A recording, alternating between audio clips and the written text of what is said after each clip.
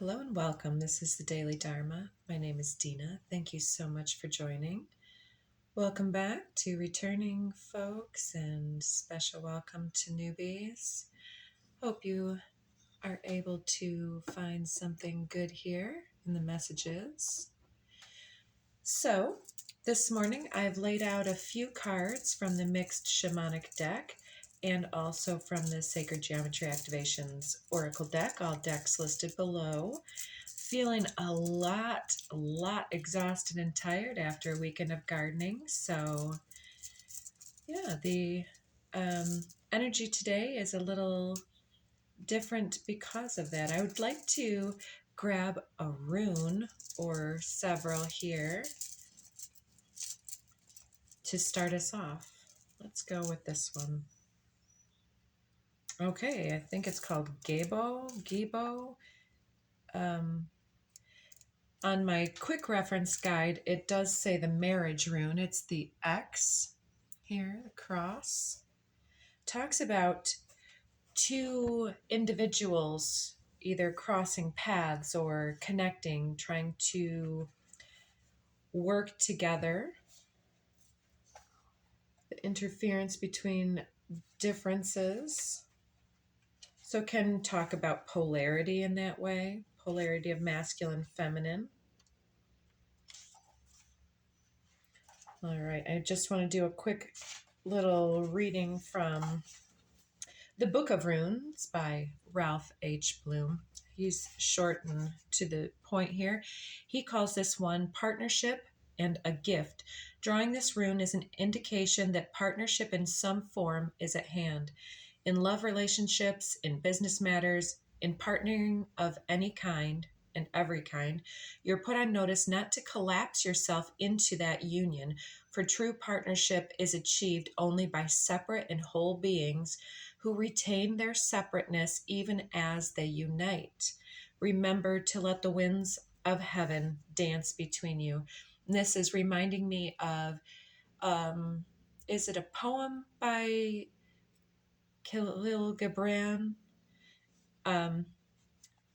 Check that one out if you will, talking about the space between being the sacred space. At the same time, there's another aspect of partnership that you're being called to consider, for the path of partnership can lead you to the realization of a still greater union with the higher self, union with the divine. The ultimate gift of this rune is the realization of the divine in all things. God, source, always enters into equal partnerships. Gabo, the rune of partnership, has no reverse reading. It signifies the gift of freedom from which flow all other gifts. And I have a little note here. I wrote, to receive, something is relinquished, either state of being, behavior, or a choice of lovers here. So that's quite interesting because some of those key phrases are actually represented here in the cards that have already been laid out. So in the shamanic deck, we start with 2 sevens, the first being the child.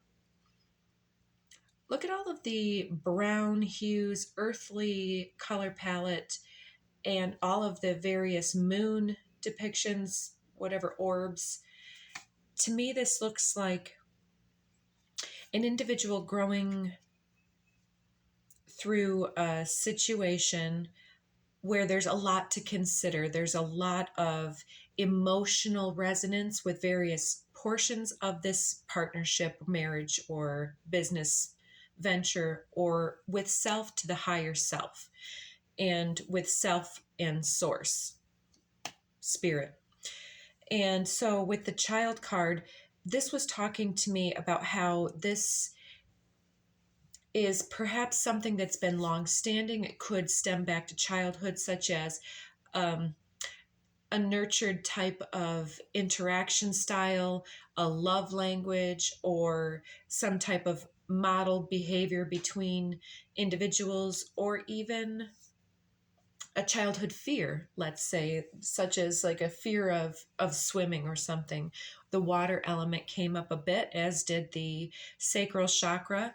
That's in the pit of the stomach, the bonding center. It's just above the foundational root.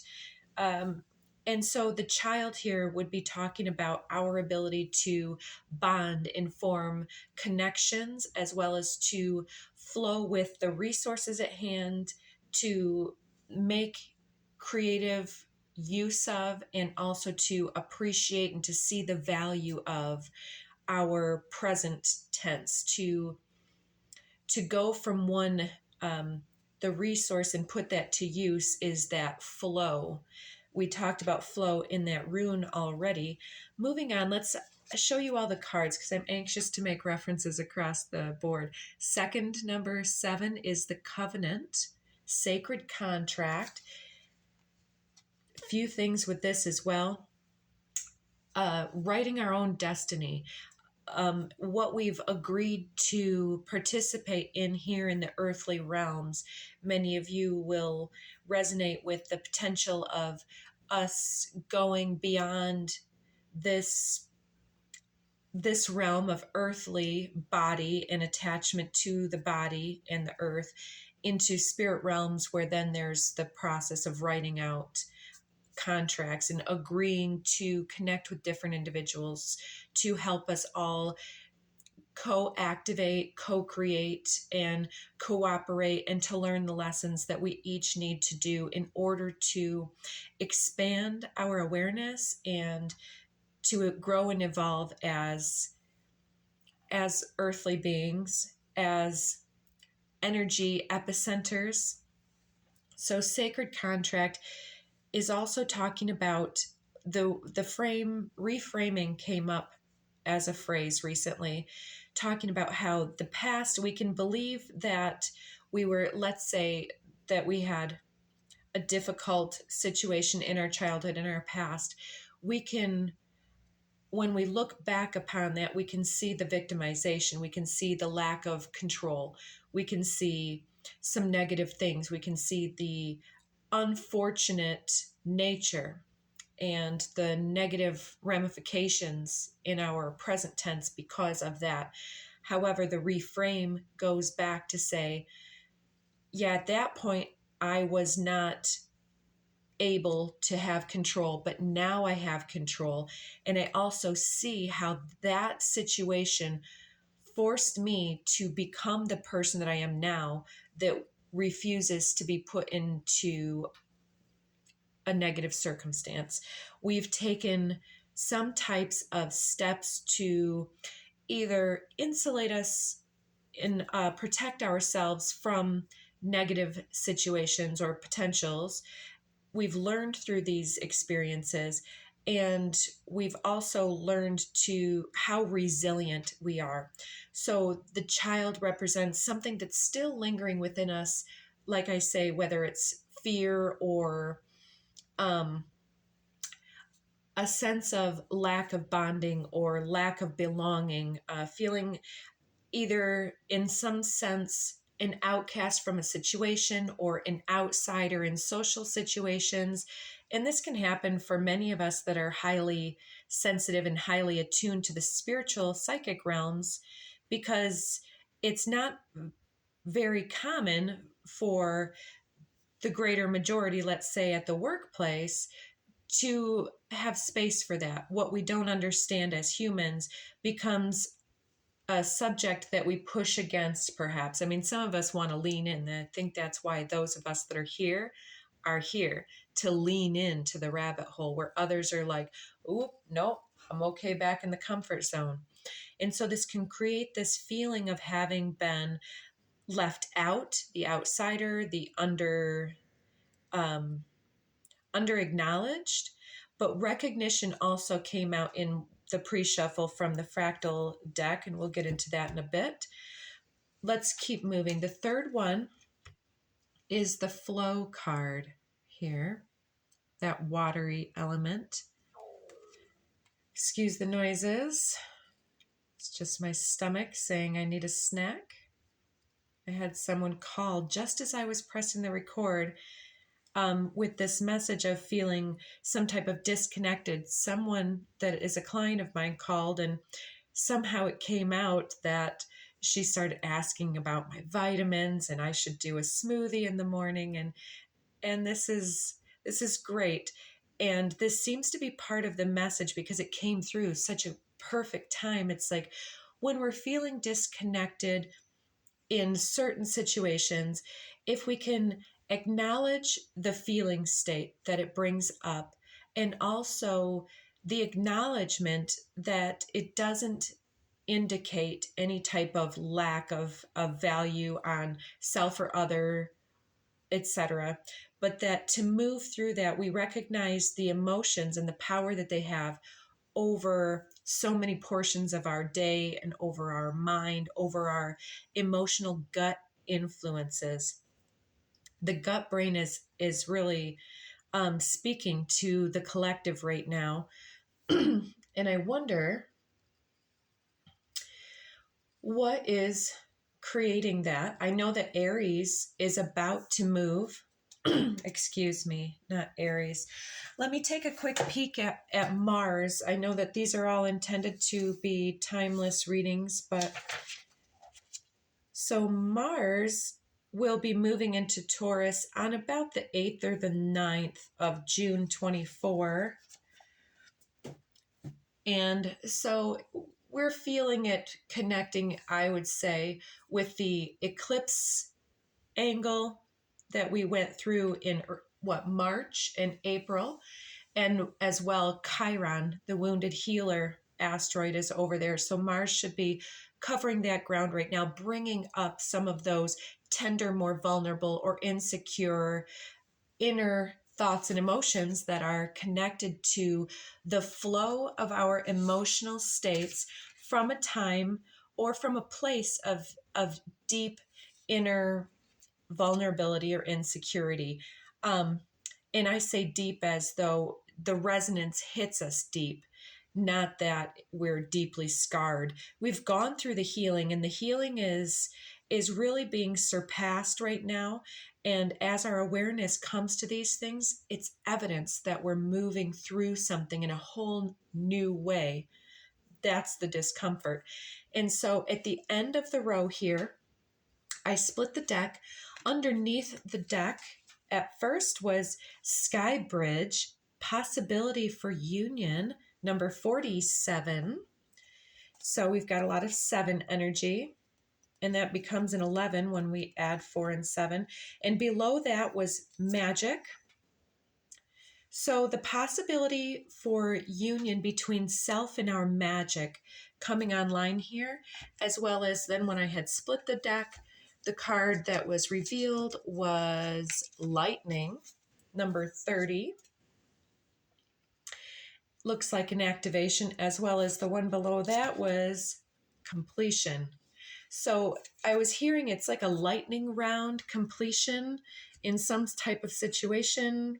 And that card wants to be shown. First breath, beginner's mind, below completion. 21. So we've got 20, the flow, and beginner's mind, and completion is 9. Okay. All right. So it was like a lightning round completion of some type of sacred contract. And it feels that we're really working through these deeper, further resonant issues that perhaps get pushed more to the perimeter or the peripheral. Like when you're doing something and something keeps moving in your peripheral vision, it's like you can't help yourself but to look. What is that? Is it something that's moving? Am I being watched or something like that? That's the way that this feels. It's moving beyond something that just kind of teases the senses out of our perception directly. And then this lightning round completion is this another situation arising. Or for me, I even had a dream overnight very early this morning that when I woke up, it was talking about how have all of these people even a couple people that were best friends of mine in elementary school, and then they became friends more so than I was best friends with one, and then the third girl and the best friend became best friends. We've seen that in movies. And then later on, that third girl also came in and became friends with another one of my friends. And now I don't speak to that third person, but she's still friends with my other friends. It's a different situation, and I have no animosity, but I do have feelings about that. And our feelings don't make us weak, they make us highly magical, especially when we can really tune in to the undercurrent flow of energy that resides just below the surface. And dreams really help us do that, because it's not about the people directly, and it's not about the context of the dream directly. It's not about the emotions directly, but it's about all of those things put into one simmering pot. And then we wake up and we feel on the wave. We're riding the wave of that emotional expression from the dream state, so to speak, or from a situation. I'm sorry to mess with my hair. It's not my favorite today, and it's distracting my attention. So back on track. So I'm seeing that there's some sacred contract that you have had your fears or misgivings or misunderstandings, insecurities about, perhaps stemming from childhood. And I wouldn't say that per se my dream state with that situation really necessarily was something I was holding on to directly. But when I look at that and the way that I felt in the dream, it speaks to a way that I was feeling more recently about not feeling a sense of being directly connected to different individuals. And I'm seeing in the cards here that there's something about the extent to which we really are able to connect to our emotions and to our inner magic helps us to build the bridge between our earthly self that often resides in more childlike playfulness, urges, and ego development and learning stages. We're the ultimate eternal child as an archetype on some level, because those things will continue to speak through us and to us.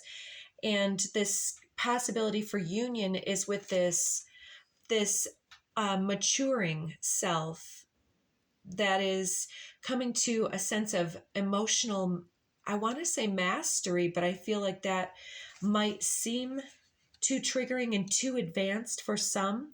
But I feel like this is an emotional magic that is being assisted by the higher self, saying, how can we capture the childlike essence of innocence and playfulness and spontaneity and joy and laughter, spontaneous laughter and enjoyment, and being able to flow with that in the course of our daily life, from moment to moment, from person to person, and from frustration to appreciation, and from past, present to future, and to really be that master, that alchemist here of the flow state, takes the mastery of the gut brain. And the gut brain is related to so many of these emotional, I want to call them emotional neurons, the neural net within the entire abdominal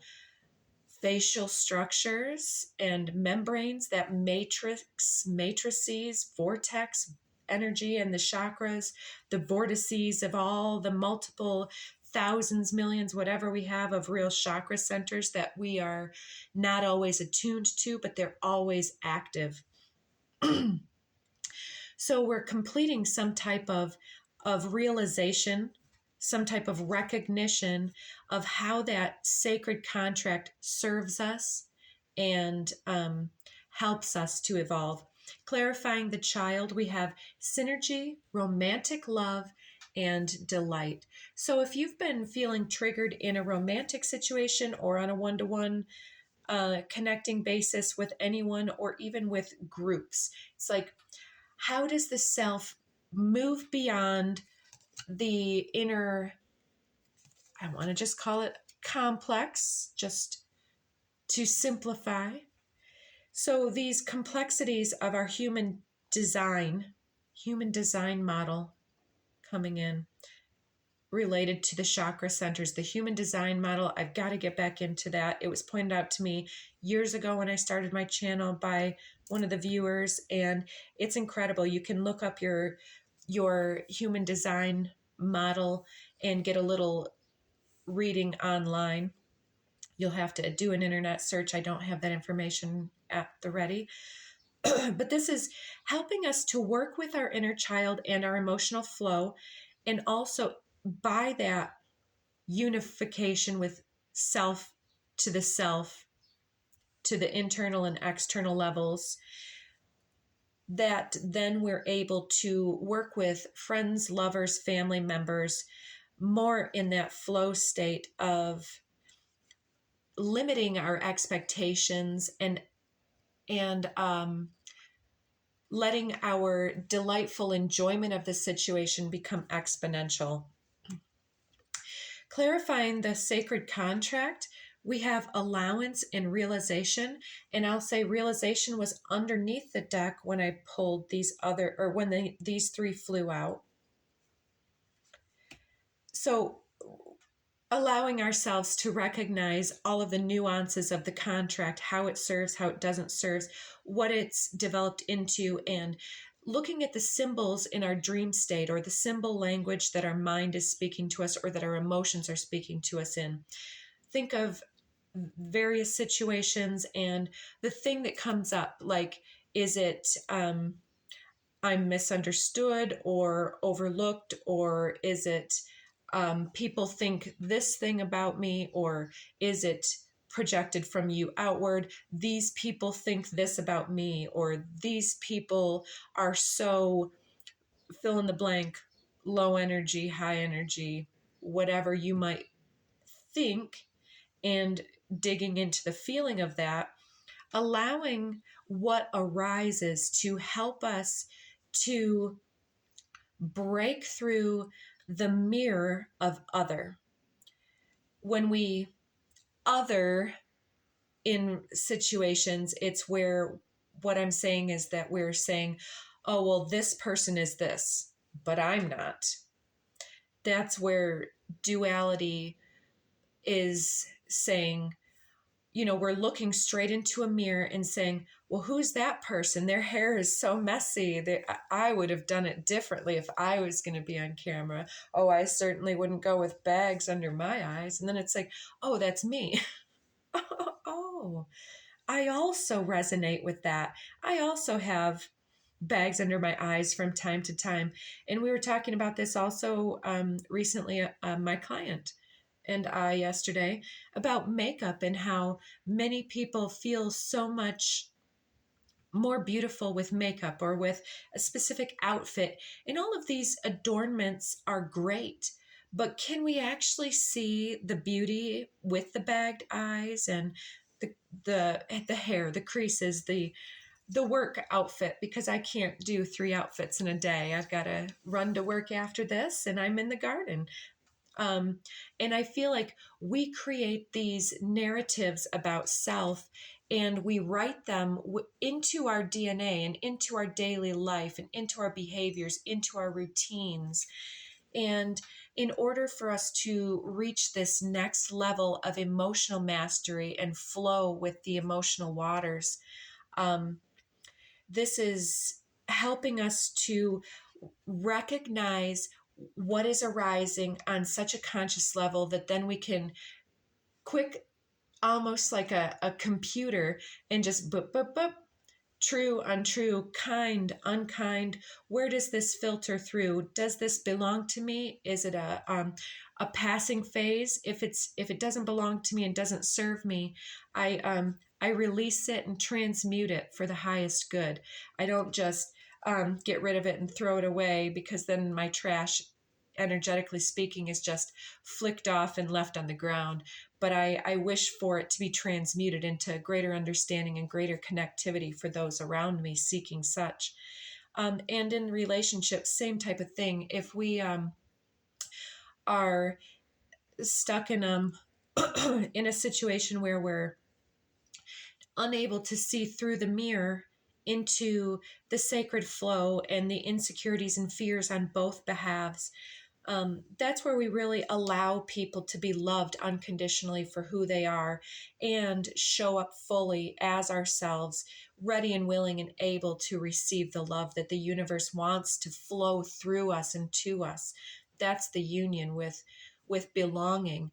It's not that anybody else has a greater gift necessarily. It's that they just keep at it. I'd suggest. I mean, some people are gifted. I want to not get lost in my words as I sometimes do.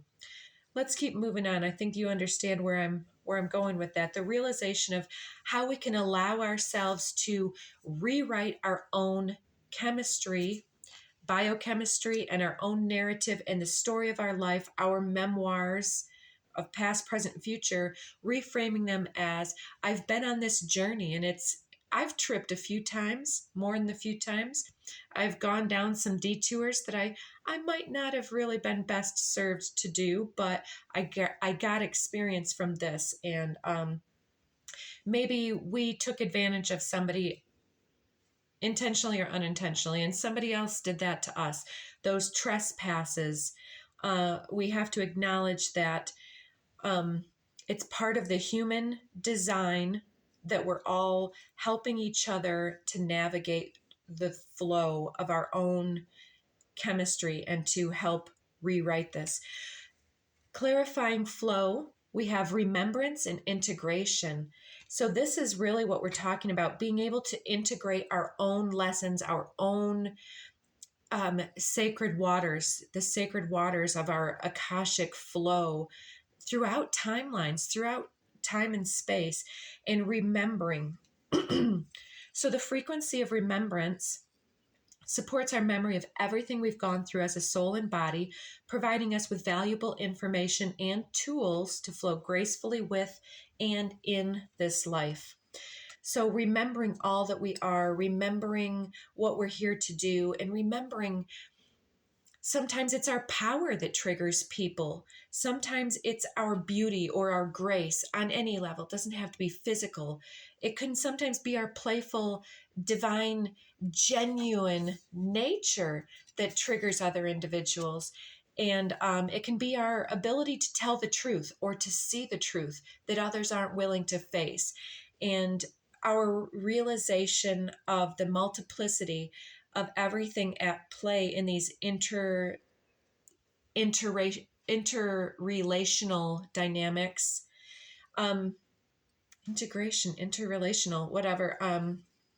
Flowing with all of this is helping to rewrite the biochemistry. We've got alchemy, and also that happening under the sky bridge to our magic with alchemy, and now that wants to reveal tantric journey, and below that miracle. I love that. And what's below miracle? Authority, fertility, and root chakra. Okay, we're becoming our own ground, our own stable foundation, our own sense of inner security, and our own leadership potential here, creating miracles and transformations where we thought that we were out of options, or perhaps feeling disrespected, or like at the end of our rope with some type of partnership or belonging to job or otherwise. In Tantric Journey, also talking about the possibility of union between self and other, as well as the X, the Gabo, that marriage partnership potential. And below lightning and completion and beginner's mind here, that lightning round completion, the very first card I flipped over today with a pre-shuffle was give yourself much more credit. I think that that's a powerful thing to say. A stranger than strange preponderance to ponder, those in great relationships aren't always those who are good at relationships, and those in challenging relationships aren't always those who are bad at relationships. Oh, see, wow, even though I used preponderance ineptly, this one is really good. Please ponder the universe. So these are very playful, sing-songy cards. I'm glad that I had this out before the child card came up. My crown chakra is tingly and releasing right now. It feels interesting and woozy. Don't be misled. I believe it says there's no one more loved nor lovable than you. No, that's a different one. When fear speaks, it's always wrong unless being chased by wildebeests. And when love speaks, it's always right and usually bouncy. Game on, the universe. Earlier disappointments were just rehearsal for the great stuff coming your way. And underneath here, there's no one in your life who hasn't always loved you. They're all just learning how to show it. Big sillies, the universe. So maybe this comes from a situation where you were even told, or some type of cutting behavior where somebody pushed you out of the way or told you something about yourself. And that's being resolved here with this huge energy of allowing yourself to be loved and to love greatly. Let's see any of these that want to come out. We're running out of time. Under the deck here, we've got fairy magic is at play here in this sacred contract. And let's see what's under the deck here. Keeping it in check, number 8, the advancement of the 7. Pay attention to what's going on around you. You might be moving into something too quickly or missing some important details here. That one I'll take. Thank you all for watching. Number 33 is self-mastery to me. It says, let your personality shine. You have something no one else has that makes you who you are. Stop comparing yourself to others and allow your uniqueness to shine through. And now under the deck, gliding through currents. Yes, the flow state here, riding the wave. What wave are you going to ride when you wake up in the morning from a challenge? With a different approach, you will glide through a situation with grace and ease. Going inward and bringing your understanding, perspective, or behavior into flow will help your dreams take flight. So take good care of yourself, and please share your experience, and consider liking, sharing, and subscribing, folks, and check back for more messages. They're all intended to be timeless. So we'll see you tomorrow.